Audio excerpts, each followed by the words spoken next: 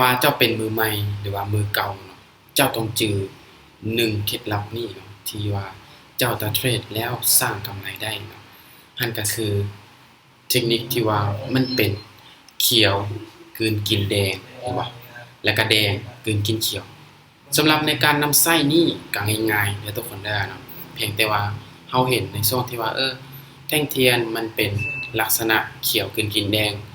ในบริเวณฐานที่ว่าเป็นแนวรับก็คือจุดลุ่มเนาะเห็นบ่นี่แบบนี้เห็นบ่วิธีนำไส้แล้ววันนี้เฮาพบเห็นเขียวกลืนกินแดงเฮาสามารถตามซื้อขึ้นไปนะหรือว่าเฮาพบเห็นลักษณะแดงกลืนกินเขียวระหว่างฐานที่ว่าเป็นแนวต้านนะเฮาสามารถตามขายลงมาได้มาเดี๋ยวเราจะมาเบิ่งในตลาดตัวจริงกันเลยเดี๋ยวค่อยจะมานำไส้ให้ทุกคนเบิ่งเป็นกรณีศึกษาเด้อทุกคนเนาะสังเกตเบิ่งนะทุกคนเนาะเห็นบ่โซนี่บ่นี่โซนี่เนาะมันเป็นช่วงที่ว่าเราวางฐานเป็นแนวต้านเห็นบ่แดงเป็นกินเขียวเฮาก็ขายเห็นบ่ระหว่างแนวรับเห็นบ่คือโซนี่เห็นบ่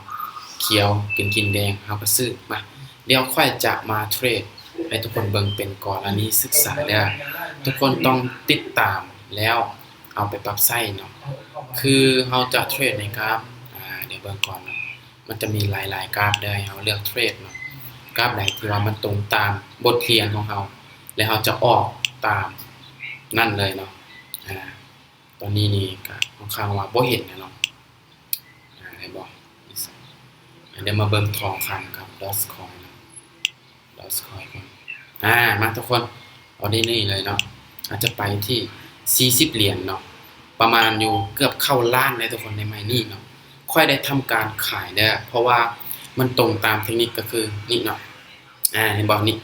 มันเกิดเป็นรูปแบบที่ว่าแดงเป็นกินเขียวระหว่างฐานเป็นแนวต้านเนาะฉะนั้นเฮาก็ขายลงมาให้บ่คือโซนนี้บ่มันเกิดระหว่างโซนด้านเทิงเนาะแล้วเกิดเป็นแดงเป็นกินเขียวเฮาจะขายลงมาเนาะเห็นบ่คือออเดอร์นี้ค่อยได้ออกไปที่40เหรียญเป็นเงินแค่ได้ทุกคนเด้อเกือบเข้าล้านเนาะในออเดอร์นี้เนาะโอเคสวยทุกคนเนาะมาเดี๋ยวเฮามาเบิ่งอีกออเดอร์นึงเด้อเป็นกรณีศึกษาเนาะทุกคนสามารถเอาไปปรับใช้ได้เนาะในจุดๆนี้เนาะค่อยออกไปเกือบล้านในออเดอร์เมื่อกี้เนาะกำไรก็ประมาณอยู่600,000 700,000ทุกคนเห็นบ่ถ้าว่ามันเกิดเป็นเขียวใหญ่กว่าแดงเนาะมันตรงตามเทคนิคของเฮาจะซื้อเนาะตอนนี้เฮาจะซื้อได้มันตรงตามบทเรียนรูปแบบตัวนี้เนาะเห็นบ่รูปแบบนี้เห็นบ่นี่เขียวกินแดงระหว่างโซนที่ว่าด้านลุ่มของมันเด้อเฮาจะตามซื้อขึ้นไปเนาะเพราะว่าเห็นบ่ทุกคนขึ้นไปแล้วเห็นบ่ทุกคนหาจังหวะกดในช่วงนี้เอาเนาะบ่ต้องเทรดทุกออเดอร์ก็ได้เนาะเอาเทรดตามบทเรียนอัตราการชนะนี่ 90% หา 80% แน่นอนมา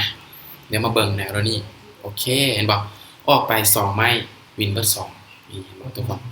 สวยย้ำได้ทุกคนเด้อไผที่ว่าจะเข้ามาลงทุนต้องศึกษามันดีๆเนาะเพราะว่าการลงทุนนี่มันจะมีความเสี่ยงเนาะค่อยก็ได้กำไรมาอยู่ที่1,500,000ได้ทุกคนเด้อ1,500,000เนาะจากงบอยู่ที่400ปลายปัจจุบันนี้ก็